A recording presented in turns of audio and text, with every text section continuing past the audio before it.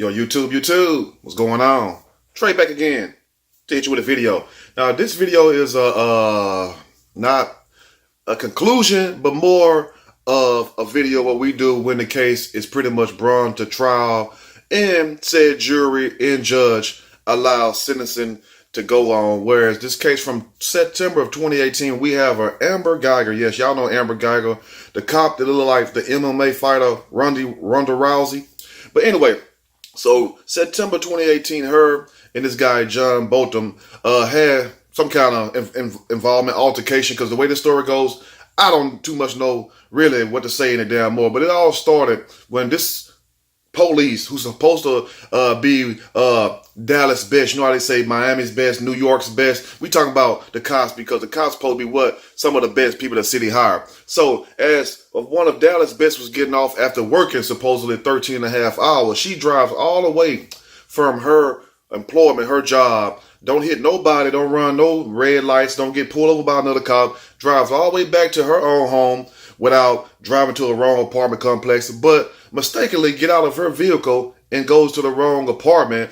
And she said when she got there, the door was ajar, and she chose to still walk in the apartment. But we have to pause right there. Now, how many people will walk to your own home or apartment, you know, and you come to your door and you see that it's ajar or open, and you know damn well that you've been gone for half a day and you left this door closed and locked like you normally do? Because some of us have a habit of going back, checking the door, because, you know, sometimes our mind plays tricks on us. But anyway, so she did not call for backup. She didn't call anybody, a friend on the force, anything. She decides to go in the apartment. And she said upon entering what she thought was her apartment, she thought a guy was breaking in there. So she killed the man. But then she says in court that the reason why she killed the person because the person was coming toward her. She felt threatened. But come to find out, this man was sitting on the couch. Mr. John Botham was sitting on the couch eating ice cream. Now, what man or woman would pose a threat to anybody that's sitting down and eating some Ben & Jerry's, some damn ice cream? That's what I want to know. But the biggest slap in the face of everybody is the fact that, you know,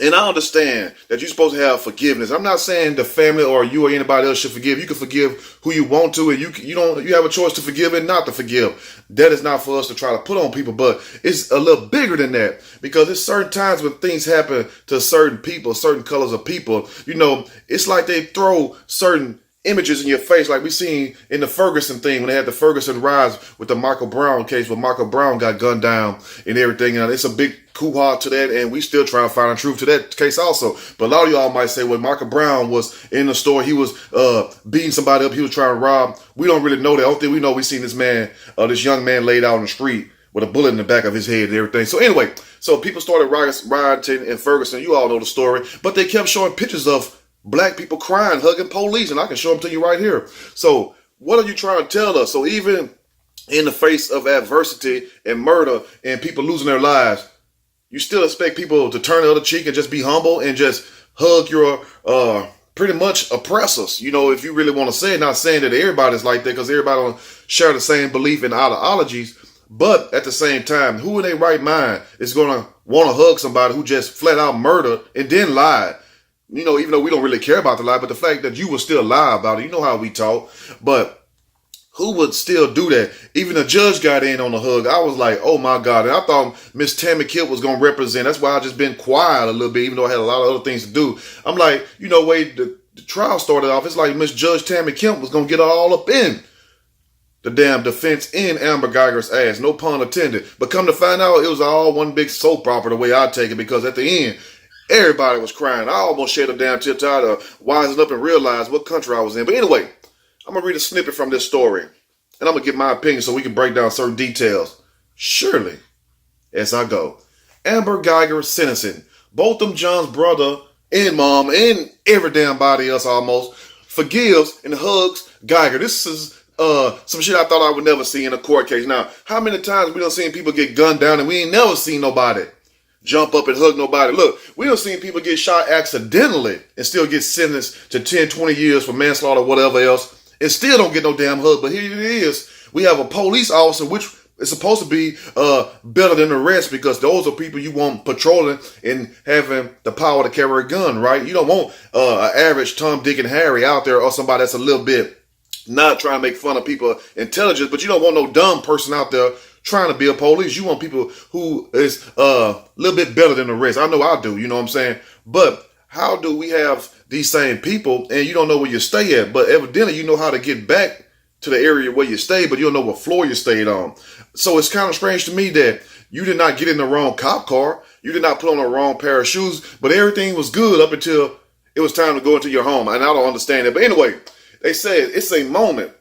It was a very rare moment in the annals of crime history. Feel like we were watching the History Channel all in one. And they're going to be talking about this case for a long ass time, like the new modern day OJ without somebody, well, hell, they trying to make that too, sleeping with somebody of a different color. Now, a man hugging the killer of his own brother. And I don't give a damn how much me and my brother fuss, sister, or whoever. I am not finna hug somebody who just killed my brother or sister. I'm sorry, anybody. It could be my second cousin. I'm still not gonna hug you. Third cousin, I might shake your hand. Fourth cousin, to hell with it. But come on now, somebody that close to you, would you get up and run over there and hug and basically pretty much, if you could let him off the hook, you would. Talking about, this is the brother said, talking about, well, he's sure that Botham John wouldn't want his killer, Amber Guyger, to go to jail or anything. The hell with that. Botham John is not here to talk for himself. Anyway, they say a man hugging the killer of his own brother in the courtroom where she was convicted, wishing her the best. Oh my God, like wishing her the best. Somebody who sat up here and told a lie from the beginning to the end, 365. That's the scene that played out in a Dallas courtroom Wednesday, in the moments following the sentencing of Amber Guyger, the former Dallas police officer who shot and killed a black neighbor after she accidentally walked into his apartment. The victim's brother had forgiveness in his heart, but you know what I'm saying? The brother can forgive all he wants to. That's his flesh and blood, and that's his right if he want to forgive the man. But you can't expect everybody else, even though some people don't care, some people don't. You know, fine. But you can't expect the whole society, everybody else looking at this from the outside, looking in, to have the same emotions and feel the same way. Because truthfully, I wouldn't hug your ass. You feel what I'm saying? I wouldn't even hug you. I probably would have just said what I said and just walked the hell on up out of there, because I know they're going to throw the flea flicker in there. They're going to throw a trick play in there. Now, Botham John was killed while eating ice cream. Out of all things, eating ice cream, he wasn't killed trying to have sex, even though that's his own place. He grown, he can do what he want to do. He wasn't killed trying to type up a damn computer program. No, he wasn't doing none of that. He wasn't killed trying to snitch on nobody. No, this man was at home in his underwear, like a lot of us do, sitting on the couch eating ice cream, probably watching damn reruns of Love and Hip Hop. But anyway, says he was killed while eating ice cream in his own apartment. You ain't even safe in your own apartment. It's just like if somebody walk in my house right now and say, well, I thought I had the wrong house. Well, it ain't gonna matter once I get up off your ass. You feel what I'm saying? No homo. But anyway, so I don't understand that. And they said after Guyger mistakenly opened the door to his apartment, but then they messed up right there, because they said she mistakenly opened the door, but when it first came out, they said the door was what? Ajar. A-J-A-R. It was ajar. So either the door was closed or was it open? You feel what I'm saying? It's just too many contradicting stories. But they say when you tell a lie, guess what? You got to tell another lie to cover the first lie. But anyway, they said she mistakenly opened the door to his apartment and mistook this man for an intruder in his own apartment. Well, I'm not the smartest man in the world, but I'm not the dumbest man in the world. But it seemed like to me, you're the intruder. You know what I'm saying? How you gonna break in somebody else's house and then think they the damn intruder when your ass the intruder, and then you take out your gun and kill the person in their own apartment, and then we supposed to look over here like, oh man, it was a mistake. But let somebody else ass do something, and it's a whole totally different thing. I don't understand what it is in this country. And it seems like people who do the serious stuff get the less time, and the people who do the petty shit get the most time. But his younger brother, Brandon John, didn't wish Guyger any ill will on Wednesday, and that's Brandon's business. But at the same time, everybody else in society don't think like Brandon. And true, that's his brother. Him and Botham John are brother. That's true. But you know what I'm saying? It's like a slap in the face to the rest of us. You see what I'm saying? And I believe in forgiveness. You see what I'm saying? But it's up to people if they want to forgive somebody or not. You can't sit up here and do somebody a certain way and then expect them to forgive you when you get ready for what? For them to forgive you. If that's the case, you shouldn't fuck over no damn body. Then you ain't got to worry about nobody forgiving you. You see what I'm saying? The only time you got to worry about cleaning up a mess is what? When you make a mess. But if you don't make a mess, you don't have to do what?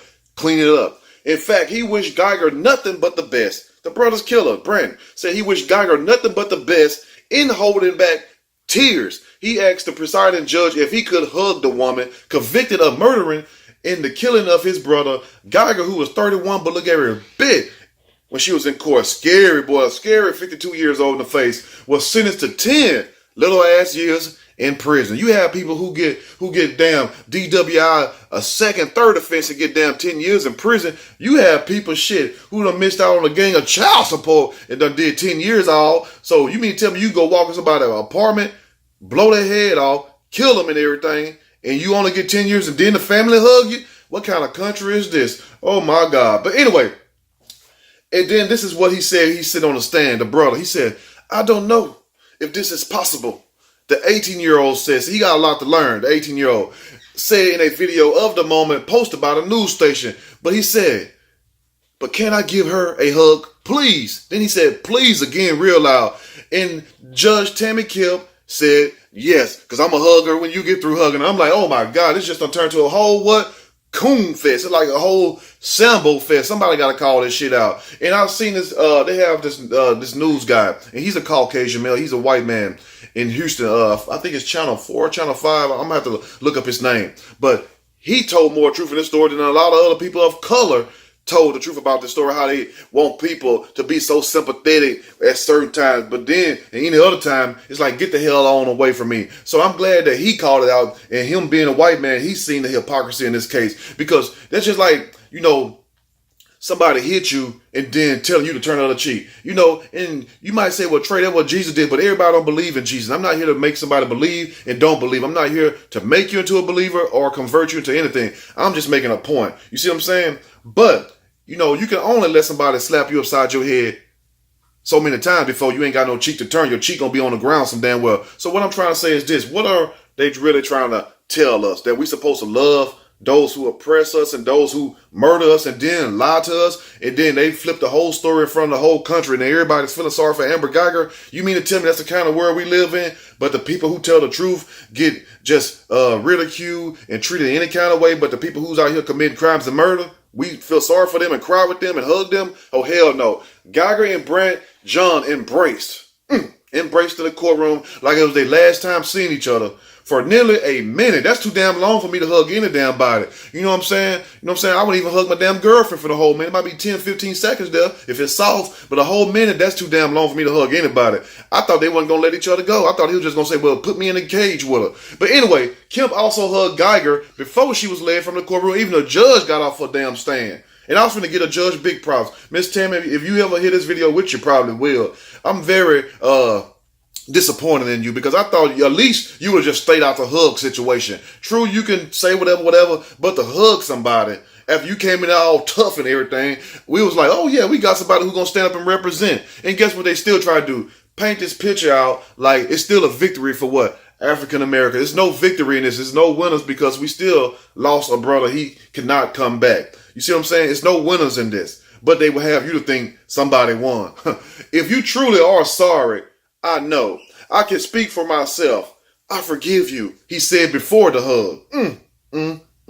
So, you mean to tell me somebody's supposed to be sorry, and the way you prove you're sorry is when you show remorse and you tell the truth. You cannot be sorry if you're still lying. The point I want to know is this right here. And for those who got brains and who can really think, and for those who don't, no offense, but how can you drive in a busy-ass city like Dallas, don't wreck nobody, don't go into the wrong car, don't go to the wrong section of town patrolling, but you get off work and then you make the ultimate mistake, which costs you your career and 10 years of your freedom, because they sentenced her to 10 years.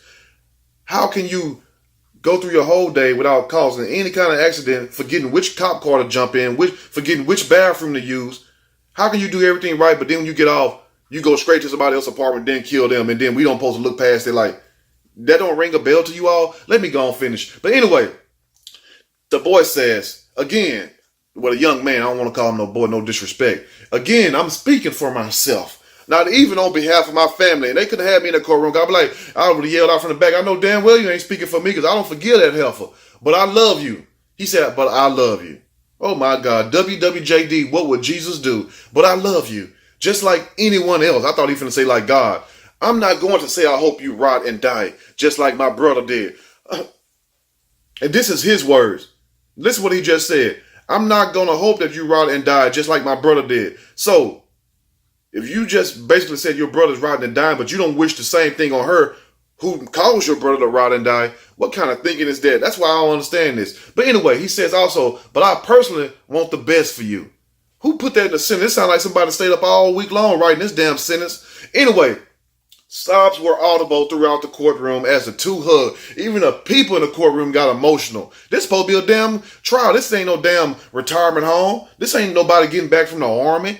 This woman ain't just won a Purple Cross or nothing like that. This is flat out, if it's not murder, it's damn sure negligent homicide. It got to be something involved in there because this is far from manslaughter. Manslaughter, most times, that'd be like an accident or, heat of the moment, whatever. This is totally different. But anyway, let me know what you think. And also, she was sentenced to 10 years, and that wraps the case up. No, I don't think they're going to appeal it because they got the deal of a lifetime. How can you go from murder to getting 10 damn years? You feel what I'm saying? And then the family hug you. The mom speak highly of you. The brother don't wish the same thing on you that you gave his brother. And then the judge get off the bench and come hug you. There's just too many damn hugs. I mean, shit. It makes me want to go hug her too. Like, well, damn, hell, everybody else hugging you. Let me know what you all think. If you like the video, push that like button. If you like the video, subscribe to the channel. Definitely share this video with your family and friends. At the same time, I'm not telling nobody to not forgive anyone. You can do what you want to do because you're going to do that anyway. So let's just be very clear. But at the same time, why every time certain people in this world do things, you have to have certain other people beside them still holding them, crying like, you know what I'm saying, like you hush or whatever. I don't understand that concept. We are tired of seeing those pictures of people who's supposed to be in authority killing folks, and then you see pictures of people right there hugging them and shit. Get your stuff together. Anyway, let me know what you think in the comment section. Till next time, you all stay blessed. Watch your front and your back. I'm out.